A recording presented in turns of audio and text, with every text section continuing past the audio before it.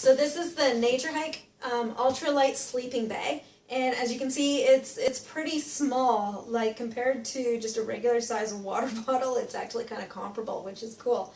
So this is a full-size adult sleeping bag. It's not tapered or anything like that, and it's designed to go down to a minimum of 9 degrees Celsius, and they suggest going no lower than 15 degrees Celsius. So here in Canada, that's about just right for a summer night. You wouldn't want to use it in the spring or fall or winter quite so much, but it's perfect for summer camping, which is all I do with my family. So let's take a look here.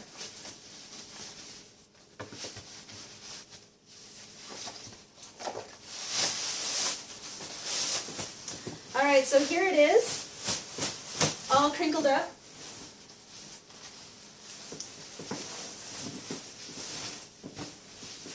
And as you can see, it's like a regular size sleeping bag. You may need something a little bit taller if you're, overly tall, if you're taller than average.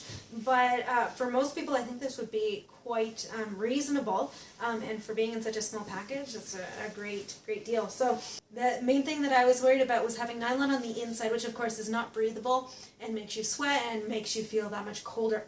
So I was kind of worried about that and concerned about that, but was pleasantly surprised to see that this is a breathable fabric. I'm not sure exactly what it is, and I'm sure it has polyester in it, but it looks like it's going to be quite breathable, which is nice. And then of course the outside is like a regular sleeping bag fabric on the outside, like a nylon or something, but that's going to keep the heat in a good way.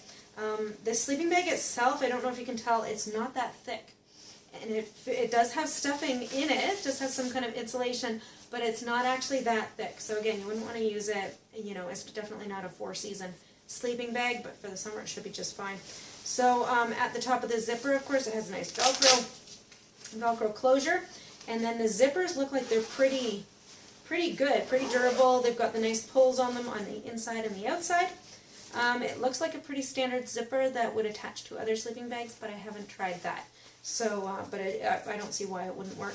And then, of course, at the bottom, it does have a second zipper, so you can unzip the bottom and open it up and stick your feet out and all that stuff. So now, it came rolled up inside the little stuff sack, but what I've actually seen recommended online is to just stuff it back in, to not bother rolling it up. So let me show you. That's what I've been doing, and it works really well. So let me show you how quickly that goes.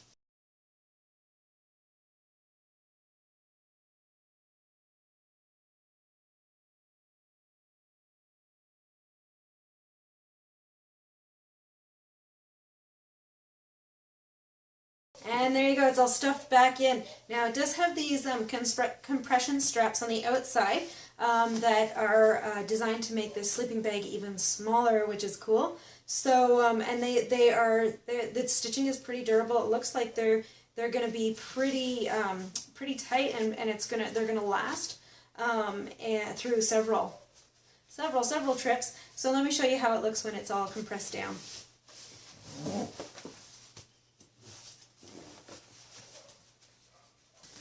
Alright, so there you go. That's me compressing it down with my wimpy muscles. If you've got muscles, you could probably compress it down even further.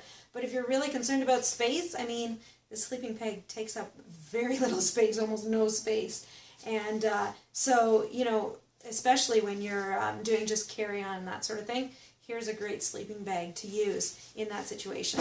So there you go. That's the Nature Hike Ultralight sleeping bag. Compresses up nice and tight. If you want to use it even smaller, if you want to keep it even smaller. But if not, I mean, this fits perfectly in the bottom of my 40-liter backpack, right in the bottom pocket, with lots of room to spare too. There we go. I'd love to hear your experiences with the Nature Hike Ultralight sleeping bag or any other ultralight sleeping bag that you like using. Feel free to leave a comment in the comment section below, and hey, if you'd like to see more videos like this, feel free to like or subscribe. Alright, I'll catch you next time. Bye-bye.